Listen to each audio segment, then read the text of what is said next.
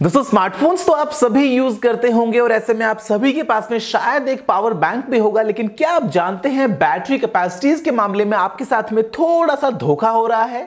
आज दोस्तों आप ये वीडियो देखते रहिए और मैं आपसे इसी के बारे में बात करने वाला हूं। नमस्कार दोस्तों, मेरा नाम है गौरव, आप देख रहे हैं टेक्निकल गुरुजी। चलिए शुरू करते हैं।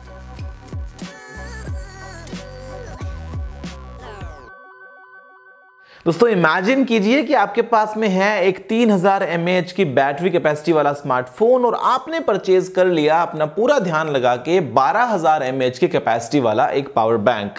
यहां पे आपने लगाया, थोड़ा सा मैथ्स कर लिया, डिवाइड 12000 को 3000 से, जो रिजल्ट आया वो आया 4 और आप बहुत सोच के खुश हो जाते हैं कि आप इस पावर बैंक से अपने फोन को 4 बार फुल चार्ज कर पाएंगे। क्या रियलिटी में आज तक कभी ऐसा हो पाया है? नहीं। क्या ऐसा कभी हो पाएगा? बिल्कुल नहीं। तो यहां पे दोस्तों प्रॉब्लम कहां पे आ रही है? हम सोचते हैं कई बार कि भाई हमारा जो पावर बैंक है उसमें कुछ प्रॉब्लम है, या ये डुप्लीकेट है, या कुछ तो यहां पे गड़बड़ हो रही है कि हम इसको पूरी कैपेसिटी जहां पे लिखी हुई है उसको यूज क्यों नहीं कर पा रहे हैं। अब देखिए दोस्तों, यहां पे जो डुप्लीकेट या फिर नकली पावर बैंक्स हैं उनको अगर हम निकाल दें पिक्चर से, उनकी तो कहानी अलग ही है। लेकिन आप दोस्तों दुनिया में किसी भी ब्रांड का, अच्छी से अच्छी कंपनी का, महंगे से महंगा, एकदम ओरिजिनल अगर पावर बैंक भी खरीद लेंगे तो भी आपको कभी भी ये आउटपुट देखने को नहीं मिलेगा। फिर चाहे आपके पास में सैमसंग का पावर बैंक हो, एंकर का हो, शाओमी का हो, हम हमेशा इमेजिन करेंगे कि भाई 16000, 20000, 25000 mAh हमारे फोन की बैटरी इतने mAh और कर दो डिवाइड, लेकिन वो आउटपुट दोस्तों कभी मिलता ही नहीं है। तो यहां पे प्रॉब्लम कहां पे आ जाती है? क्या ये जो ब्रांड्स है वो हमसे झूठ बोलते हैं? क्या ये अपनी कैपेसिटी को आपको बढ़ा के बताते हैं? शायद। लेकिन यहां पे दोस्तों रियलिटी ये भी नहीं है। जो ब्रांड्स हैं वो आपको सच्ची बोलते हैं, आपसे वो सही इंफॉर्मेशन ही शेयर करते हैं। दिक्कत आती है दोस्तों तब जब हम उस इंफॉर्मेशन को ठीक तरीके से इंटरप्रेट नहीं कर पाते हैं। हम सिंपल मैथ लगाते हैं और यहां पर दोस्तों चीजें इस तरीके से काम नहीं करती, क्योंकि जो आपको आपके पावर बैंक्स में मिलती है दोस्तों बैटरीज, वहां पर जो कैपेसिटी आपको बताई जाती है, मान लीजिए 10000 mAh या 12000 mAh, वो तो ठीक है, लेकिन जो वोल्टेज दोस्तों है वो है 3.7 वोल्ट। अब देखिए यहां पर प्रॉब्लम तब आती है जब हम चार्ज करते हैं हमारे फोन को उस यूएसबी पोर्ट से जो है आपके पावर बैंक में, और वो काम करता है 5 वोल्ट्स पे, तो आपको यहां पे एक वोल्टेज अप कन्वर्जन देखने को मिल जाता है।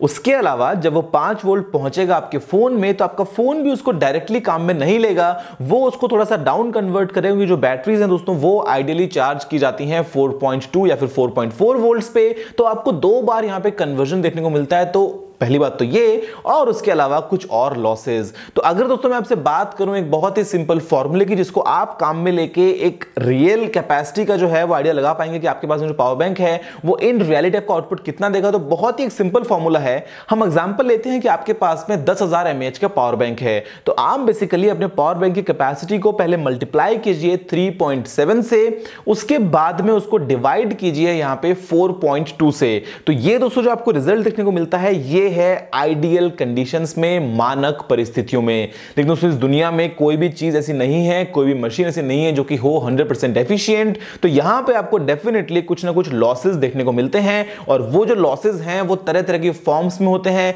यहां पे दोस्तों बहुत ही कॉमन एग्जांपल है जो है हीट का।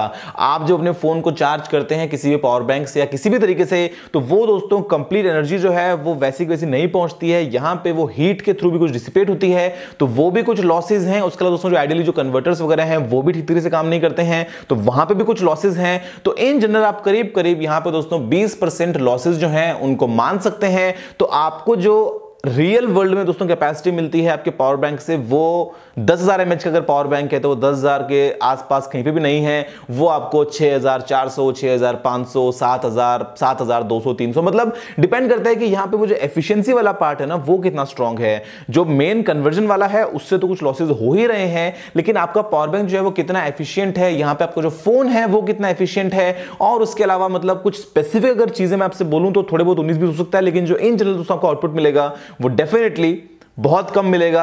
और यही जो चीज है वो आप सभी को समझनी जरूरी है। हम कभी भी अगर सिंपल जोड़ बाकी गुना भाग लगा देंगे तो दोस्तों काम नहीं बनने वाला है। यहां पे हमको न सिर्फ मिली एम्पियर आवर्स, यहां पे हमको वोल्टेज का भी ख्याल रखना पड़ता है। अब यहां पे दोस्तों एक छोटी सी बात ये भी कि जो आपके पावर बैंक की बैटरीज हैं वो भी टाइम के साथ साथ डिग्रेड होंगी, तो जो कैपेसिटी है वो आपको धीरे धीरे कम होती हुई और ज्यादा महसूस होने लगेगी। दोस्तों फिलहाल के लिए इस वीडियो में इतना ही। देखने के लिए आपका बहुत बहुत धन्यवाद। अगर आपका कोई सवाल सुझाव हो तो आप नीचे कमेंट करना मत भूलिएगा।